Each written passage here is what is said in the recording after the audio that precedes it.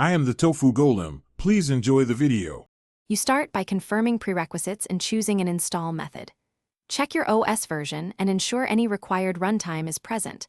On Windows, that may mean NET Core for older builds.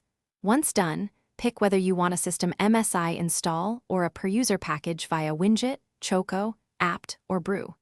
Make sure you have administrator rights if you chose system scope, and open an elevated shell now so you can run the installer without interruption.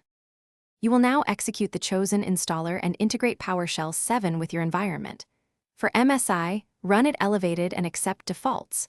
For Widget or Choco, run the install command in an admin shell. Once installed, make sure the PWSH binary is on path and register file associations if you want PWSH as the default shell. Then import or reinstall crucial modules. Update PowerShell get, re-register modules, and copy any customized profile content so your aliases and functions persist. You finish by verifying and handling common issues. Launch PWSH and run PWSH-v and examine $PS version table to confirm the release. Next, test important modules and a few scripts to ensure compatibility. Rerun install module or update module if something missing.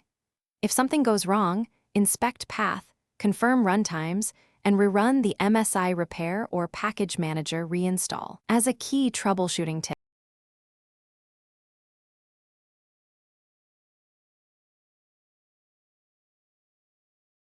Thanks for watching.